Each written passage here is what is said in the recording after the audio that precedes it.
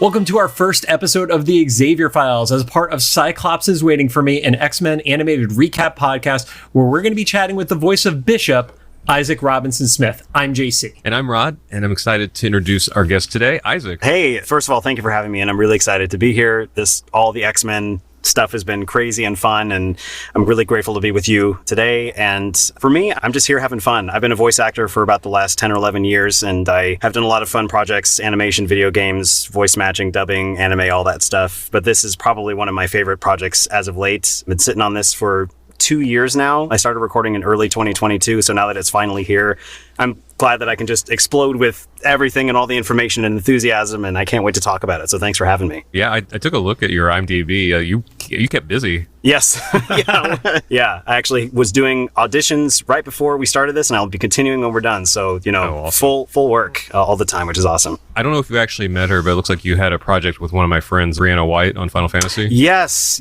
I worked on the first Final Fantasy VII remake and then the Rebirth that just came out. So we didn't work together, but I know her, and I love that we have this amazing team of actors that's on the project. So yeah, it's great. Yes, She was another person that had to keep. She stopped Twitch streaming for a year because. Oh wow! Yeah, yeah. That's it. That life. I know that life. It's real. Yeah. Yeah. This is a city of NDAs. Yes. I work in music, so I have similar things like.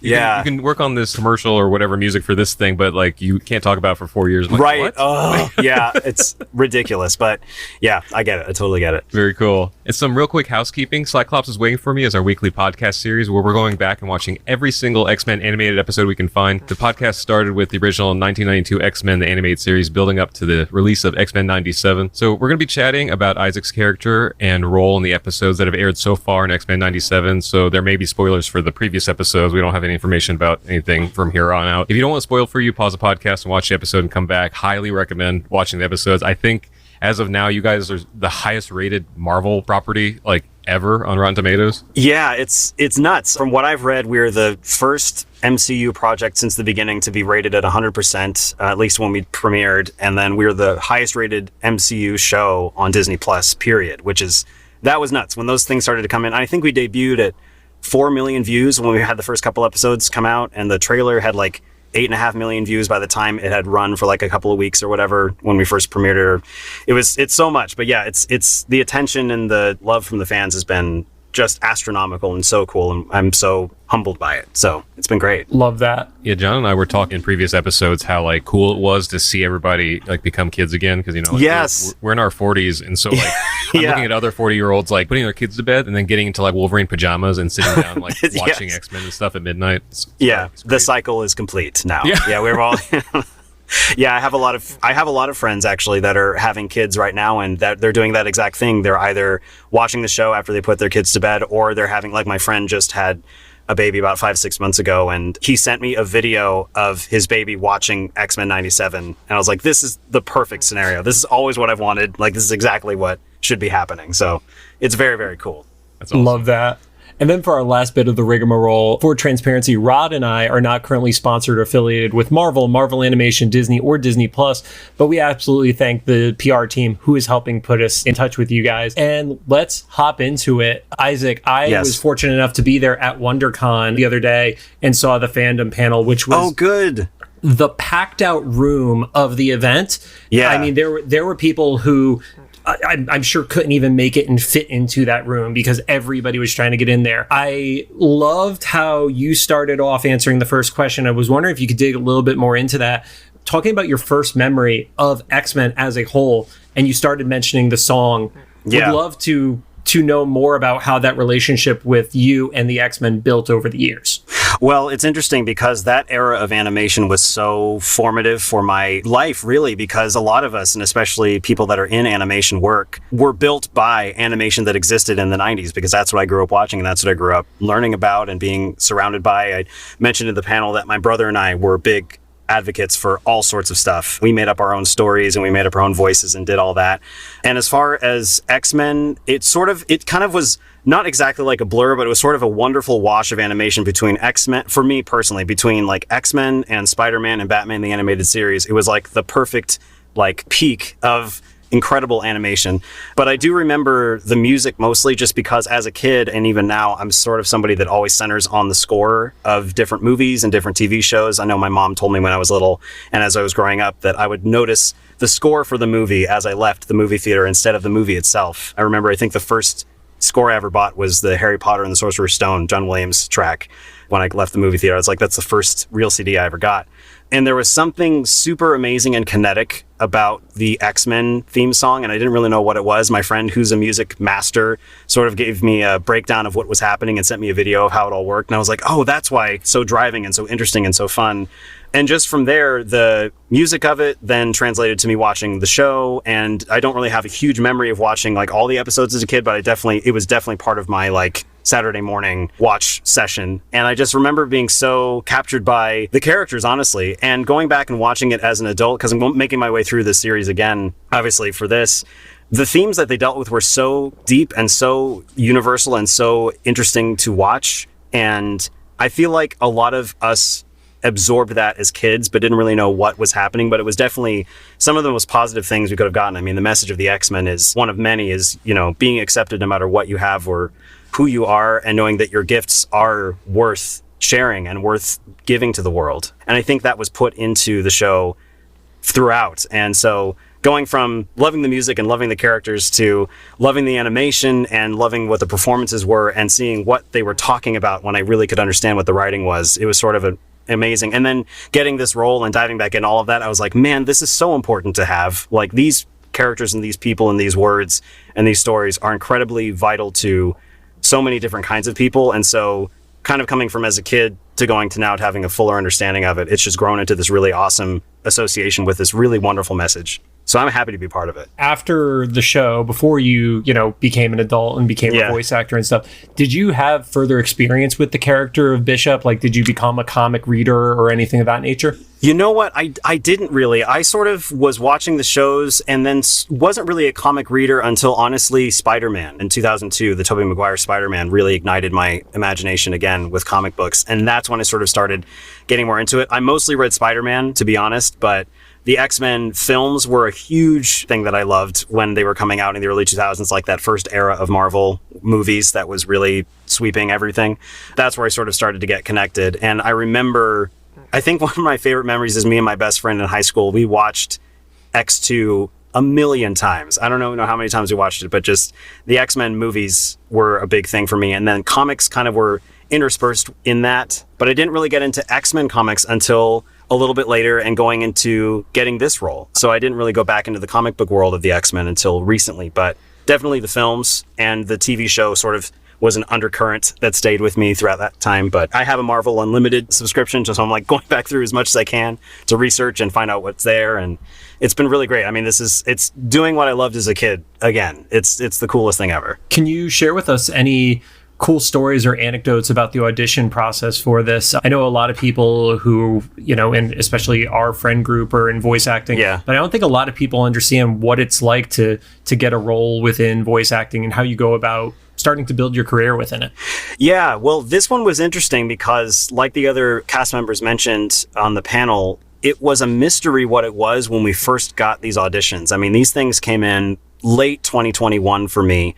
And as a voice actor, you're going to be auditioning, every day for hundreds of things and never hear anything back, which is part of the gig, but part of the fun, because you kind of get used to not hearing anything or hearing no, but your intention has to shift a little bit from going from, I need this job, to I'm going to just put my best foot forward and just create this character. And if they want it, they want it. And if they don't, they don't. And there's not any much more I can do to control that.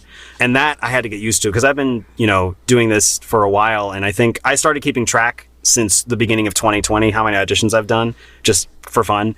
And I think I'm getting close to, if not haven't gone over, about 3,000 auditions I've done from then to now. Oh, wow. And you see the result of what, we get because we publicly put out the roles that we book. But it's a lot of stuff we do constantly just to refine the audition and build characters with sometimes no information, sometimes no pictures. And in this case, that was this audition. So when I got this one, I got an email that said, here's this project. It had a fake name when it came out. A lot of these projects will, just to cloak what it actually is. Right. And then I got a bunch of characters that also were not names that were any of the X-Men really. And when I got this one, I think Boris was the name that I saw for Bishop. And I was like, what is this really, thing? really close. Just barely. Yeah, exactly. So I clicked this file for Boris and I saw, well, actually I had an initial audition from before with the same code name. And I started reading when I got through all the fake names. I was like, oh, this is X-Men. Like, it's funny, this young 90s part of me was like awakened in a way that I hadn't felt in a long time. I was like, oh man, if this is coming back in the way that I think it is, this will be incredible. And so went through my first pass of the auditions. I didn't obviously get any of those roles in the first run. And that's what happens sometimes. Sometimes they won't send out all the roles for an animated show. They'll send out like a batch of the ones they want initially, and then a batch of the next characters that they're going to be working on. So this is part of like the second or third batch of characters they'd sent out. So I got this audition and I read through it and realized that it was X-Men again. And the other characters didn't really seem to speak out to me too much. But then I saw Boris and I figured out that it was Bishop. And I started to research clips of the show. I looked at Philip Aiken's performance from the original 90s cartoon and kind of started to see what I could do with it and sort of gave it my own spin. And I actually remember when I was watching the show with some friends recently, the line where Bishop is talking about the timeline and, you know, time isn't a history book, you know, it skips forward and backward and all this stuff. Those were the audition lines. So seeing those animated finally after over 2 years, I was like, oh, this is great. And so I gave it a try. And like a month later, I was in a session for a video game called Starfield. I played a guy named Omari, who's one of the people you can take on your ship with you as one of the companions in that game. And in the session, I got an email that said that I got this role, and I could not do anything because I was literally in a booth with a microphone. I couldn't say anything. There was no one I could talk to. I just had to email my agent back and say, thank you so much. I can't wait. This is awesome. And a shout out to SBV Talent, who are my wonderful, wonderful agents, have been since the beginning. And yeah, from then they started booking me in the sessions, and I started to realize, and I wasn't sure how much of a role Bishop would have in this series, because in the last one, he was definitely an important character, but not a mainstay like it seems to be now. And so I was really surprised to see how involved he is and the kind of work that we're doing with this character. And I think it all came to a crystallization when I went to the premiere at the El Capitan. And I didn't know this, but when I saw that Bishop had a main role in the title sequence, I was like, this is all right, best gift ever. I can go home happy. I'm in the title sequence for X-Men. Like, this is great. So that's the short-ish version of what happened, but that's how it happened. So I'm actually going to skip two of the questions I have because you started alluding to the LCAP. Was that your first time seeing a finished episode that had you in it? That was my first time, yes, for this show, my first time seeing the full, and it was such a cool experience because the fans were awesome. They were really enthusiastic. On a personal note, I had one of my best friends with me, and then my mom flew down from Sacramento. My brother flew out from Florida, and so having the two of them there, knowing that this is what I had been doing since I was a baby, like doing voices and everything, and then them getting to see this sort of result was probably the best part of the night for me. But it was wonderful. And to go back to we're all doing, you know, Saturday morning cartoon stuff like in our 30s and 40s. I think my favorite part was they had 90s food there. They had Hot Pockets and popcorn and the Magnetos cereal boxes. So I was like, this is awesome. Like, it couldn't be any better than this. Was there anybody at that event that you were meeting for the first time in person? Yes, pretty much the whole cast. I hadn't worked with anybody. In my experience, I had done all my stuff individually. And I sometimes got to hear other dialogue just because they had ADR up on the screen. So I was doing voice work to animation that already existed. So I got to hear a little bit of the other cast members, but I met everybody for the first time in person at that premiere. The only person that I knew previously was AJ. I'd known because he and I were on Voltron Legendary Defender. So I knew of him before, and he had done a lot of stuff that I was familiar with, but no one else. I didn't know anybody else in that cast. And amazing moments to meet the legacy cast too. Like, I think the first one I met was Cal Dodd, who was awesome. He was super friendly, really fun to talk to. And he remembered a moment that he had with Bishop in the 90s and said the line completely unprompted in the voice. I was like, what is happening right now? And then I got to meet the Leewalds, and I got to meet just a bunch of other people on the team. It was phenomenal. But yeah, it was sort of an overwhelming sense of, wow, this is happening. We're here for this. And here are the people that are involved. And I'm so thrilled to get to talk to them and meet them. And got to meet Lenore, like everybody.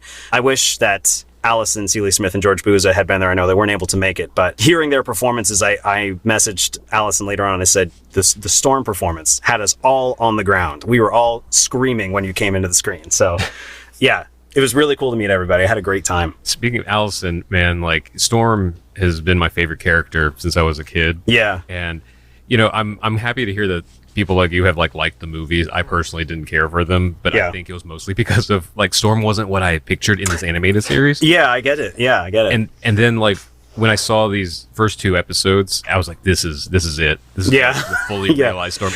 And Allison just nails it down to the ending of the second episode. Oh, I know. But you'd mentioned recording individually. That always blows my mind when I hear that, because I'm not an actor, but because I live in LA, I have to end up acting for stuff. Yeah. Are you here in LA as well? Yeah, I'm in LA. Okay. Yeah, I live in the Valley. Yep. Okay, so you know how it is out here. Yes. So, just a little bit of background on me. I'm a songwriter, is my day gig, but then also my TikTok accidentally popped off, kind of doing what you mentioned about picking apart 90s music and stuff. Yeah, totally. And so I was on a game show last year. Wow, and cool. It was completely on green screen. Yeah. And I was standing there I don't know how actors do this. Because they're that box over there is a little monster. That thing up there's a rocket ship, and then I was like, what? Yeah, so I know. I guess if you have an answer for this, besides just having talent and skill for it, what do you do to prepare to speak to nothing? Is it the direction, or you just a lot of practice? It honestly comes down to, and I like that you asked that, because this is something my friend Sonia created an actor studio, and it's been running for about a decade, and she has me as their voice actor instructor. And so something that I tell my students is it all comes down to imagination. And it honestly is something that is in everybody, but it's not something that is necessarily tapped into as much as you get older. But I forget who said this. I think it was Richard Horvitz, I believe, in one of his classes. And Richard Horvitz, voice of Invader Zim and, Billy and Grim Adventures of Billy and Mandy, all these amazing things. He says that finding a place to play again is the best spot. All we're doing is playing. And the sense of play kind of gets hidden, and it kind of gets put in the background because as you get older, you know more about the world and you know more things and it's more structured. But removing all of that and going back to the childlike sense of play and imagination, that's where I start. Because literally when we get these scripts for this show, there sometimes is nothing. I mean, it's me. I mean, a typical session is me in the studio with the script and the microphone and our wonderful director, Meredith, or one of our other wonderful directors on the other side of the glass or virtually, and our engineer and a couple other people on the team. And that's it. And the rest of it is just up to us. There's no music. There's no other dialogue. Some of the time it's just us trying to imagine the scenario. So imagination is a big part of it. And being open and willing to accept any sort of input and influence from the director or for the direction in general is also helpful, because if you get a script and you lock yourself into a certain meter of reading it or a certain way of going through it, that might be great for maybe take 1, but they might want take 2, 3, or 4 that have a completely different idea, just so the animators have other options or the team has other ways to fit the dialogue together, because we're all becoming part of one giant thing. So your way may be great, but it may not necessarily be the way to make it all one unified project. So coming in with an open mind, coming in with a willingness to play, and coming in with a large imagination for what you can bring, I think are 3 of the big things that I at least do when I do this stuff. And then it makes it all the sweeter when you see it come out and it's all animated and it all works. But I'm constantly questioning whether I'm doing it right. A lot of the time I'm like, I hope this is good. I think this worked. And I just have to remind myself that the people at Marvel and Disney are, they make these choices for a reason. They know what they're doing. So if you're bringing it and they say we got it, then they got it. And you can move on and just relax in what you've done. But, being open to everything, I think, is a huge component to it. Because it's a huge world that isn't fleshed out until it's all drawn and animated and has music and everything. So it's really interesting. Yeah, I was going to say, you do deliver that kind of, I don't know how else to put it, I'm just kind of sick of their crap attitude the Bishop has, Yeah. He's seen it all, literally. Yes. And he's there and he's like, I can't butterfly effect this too much. Yeah. So they're worried about too much. They're not worried about this enough. You just kind of get that sense. Yeah, well, it's interesting. The direction that I remember getting really early on was a black Clint Eastwood, was what I was told. And so that attitude came through with that kind of thing. So that's where I went. I was like, okay, Clint Eastwood. He's his own man. He knows what he's doing. He doesn't need anybody else. He's got an edge to him at all times, but There's a sense of help that he has, of course, being part of the team, of course, but something about that direction and that sort of sensibility. So I'm glad that's coming across because that's exactly where he sits most of the time. Black Clint Eastwood makes so much sense because in the original 92 series, Bishop's soundtrack was essentially like a spaghetti western. It was, yeah. I remember when I heard it, it's like all this cool spaghetti western song. Yeah. Also, another takeaway I just got from all that is if you're in SoCal, you could potentially get voice acting instruction from Bishop. Yes, just it is possible. Yes, if you'd like, I do private instruction, and I have taught classes, and I love audition coaching, all that stuff. I think one of the biggest things in my career that I've learned, I have a wonderful friend named Bill who's been my mentor for about 8 or 9 years. And I asked him at one point, why are you so nice to me? Why are you helping me out? Like, why are you doing this? Just why me?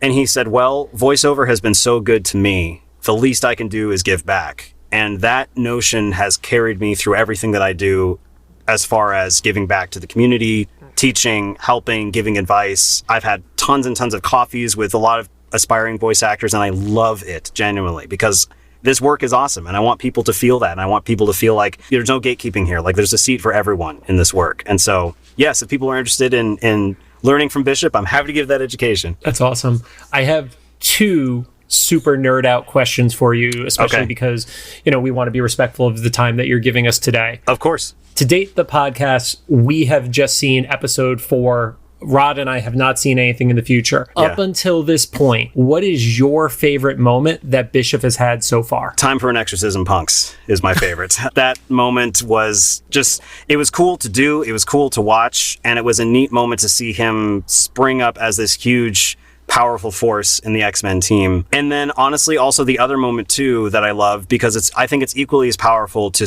do something that's pseudo-sacrificial with yourself in order for the good of the team. And I won't say too much for people that haven't seen it, but when Bishop goes away, let's say in the end of season 3, like that's a big move. We're not sure what's going on, where he's headed, what's going on with him, but having the courage to do something like that with the knowledge that it is kind of an open-ended journey is really cool. And I love when characters have the strength to do something like that. So I think that moment, and then going back to the shooting of the demons in the episode, that was the longest I've ever screamed in my entire life. I held that for the entire time you see him shooting those beams, and I was pretty much dead by the end of that session, but it was so awesome. I loved it. Did you record the "You're Welcome" before or after the scream? I recorded it after the scream. It so was in order. Your voice was done at that point that day. Well, it was pretty much, what's great is I've been a singer my whole life. And so the training that I have in that regard, really, I was tired, but it wasn't like I couldn't talk anymore. But I also am aware of how to place my voice for something that's that long or that intense without hurting myself. And I've learned that through, lifelong singing training. So luckily I just left fatigued, but not blown out. Definitely felt it after that was done. And the team was like, wow, you did that. I was like, yeah, okay, good.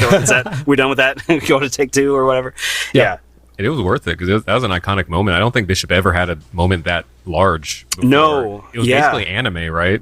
But yeah, pretty much. Yeah. It was, yeah, exactly. Yeah, exactly. This is the first time you've had an action figure made after a character that you're portraying. Is that correct? That is correct. Yes. Wow. How does that feel to literally be able to have a figure of yourself on a shelf next to you? It's honestly really gratifying, and I feel really grateful for it, because the goal that I've always had in my career, and from now and going forward, is I wanted to create or help create characters that are impactful to people. And I've also always said that if I can create a character that kids on YouTube or whatever are imitating, then I feel like I've done my job. But this is, I think, equally as good and not something I was expecting. I did not expect an action figure. And I think the biggest moment for me with that came actually last year at San Diego Comic-Con. I was working at another booth with a friend of mine at the Boom Studios comics booth because they needed some help over there, and I loved that group. Was that with Cosmo? That was with Cosmo, yeah. We are friends with Cosmo. Oh, that's great. Yes, yeah, Cosmo, yeah. So Cosmo and Harley Salabecca, who does Fake Nerd Girls, another great comic podcast. I was working with them, and on the other side of the floor was the Hasbro Pulse area, and they had the X-Men 97 characters on display, and Bishop was in the glass. I stared at it for like way longer than I should have, and people are probably like, what are you doing? What's wrong with this guy just looking at these figures? But seeing it, that moment for me was like, oh, this is real. Like, this actually has happened. You aren't, this isn't fake. You're not going to like, you've gotten to this point. It's real and it's going to happen. And the show is coming out. Because for a long time, you wonder after a while when shows are in development for a long time, because there's some moments when actors will be on a show for months and then they get replaced by another actor, which has happened to me, or something will go different with the direction and the character it is a completely different thing than you imagined. But seeing the character fully realized on display with the rest of the X-Men, it hit me in a way that I wasn't expecting. I was like, it got me emotionally. I was like, oh, this is happening. Like, this is really coming out. So it was a beautiful thing for me. And I have since my mom went and bought one from Target, and I signed it during Christmas, and I gave one as a gift to my sister's kids, and friends have come up to me and asked me to sign it. And it's great. It's just such a fun thing. It's kind of an unexplainable feeling, but mostly I just feel gratitude and happiness for it. And I got one myself. It's on my wall next to an older Bishop, and I actually also bought the X-Men first season on VHS, so I have that set. I found it on Etsy from this collector, so I have that all there. But it's cool. It's just a fun, gratifying moment for me. Isaac, you are way too good at being an interviewee, because you literally hit the part 2 of my question before I even had to ask it. So that's phenomenal. Nice. Happy to help. Happy to stay efficient. You also have like really great self-control, because if I were you, I would have not just like one, I would have like a wall of Bishop action figures behind me. I know. Well, yeah. Well, the fun thing is, and that's something that I've noticed, especially after WonderCon, is some of this stuff I'm not having to go after. I had a great friend, Melanie, who got me a custom painted Bishop piece of art at WonderCon that I am now going to frame and put up. That and the cast, we had a wonderful meeting before the panel where we all signed a bunch of stuff and signed each other's things. And one of the things that we all got individually was a theatrical size version of the X-Men 97 VHS poster that we all signed. So at some point I'm going to scope out and see if Allison or George are going to be at San Diego Comic-Con, so I can get the full set of signatures. Also got to get Ray also, but a few others on the list. But we all got those. So these things just sort of appeared, which has been great.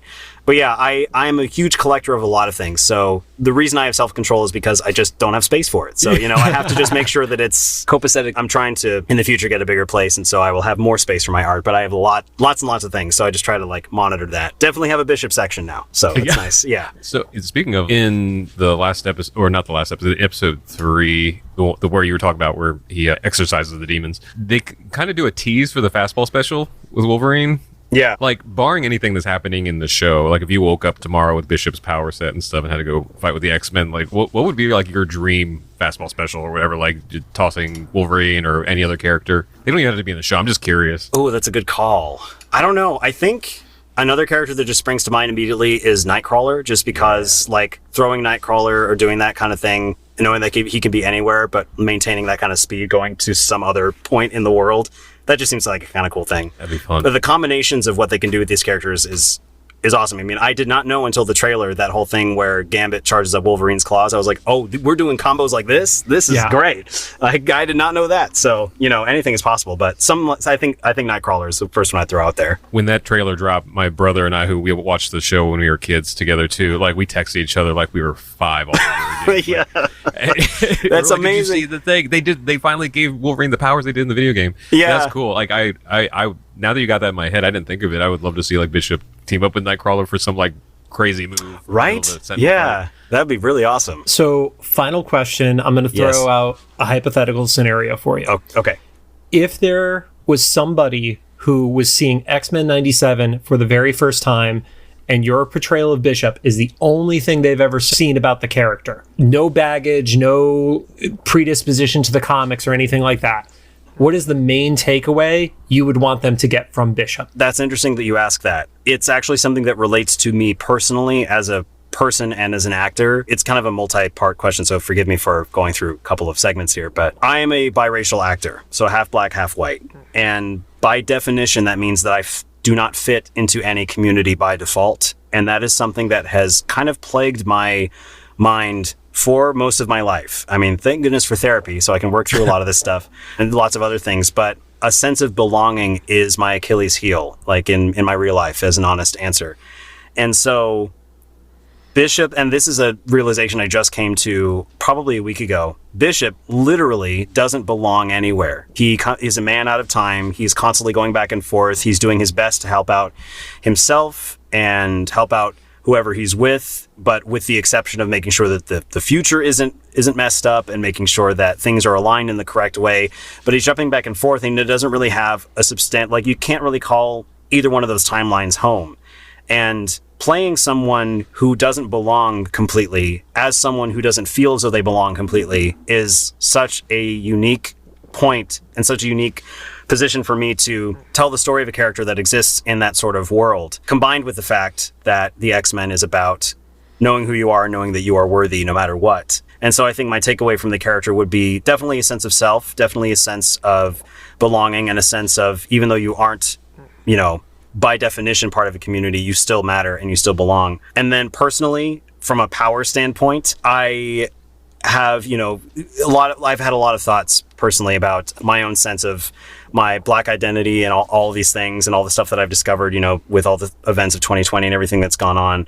But one thing I really love about Bishop, and my personal thought about his powers, is he gets hit with energy and he shoots the energy back with the exact same amount of power outside of him. And I think that that's a cool analogy for someone that can be hit by a lot and take in a lot, and it can be really, really painful, but there is a really amazing and positive way to push that back out into the world. I mean, for Bishop, he's usually destructive, exorcising demons, but for a person, it can be really something that's, the change can be powerful. So I think that's something else I want to take away from that aspect of the character. So sort of that umbrella of things. I hope that answers the question, but that's what I would say. I think that nails it. Yeah, that's great. Yeah, it's like, obviously the ideal situation would be not to get shot. Yeah, exactly. But if you had to, then to have the inflex point as Bishop, like, he has the choice to like use it in a number of ways. And right.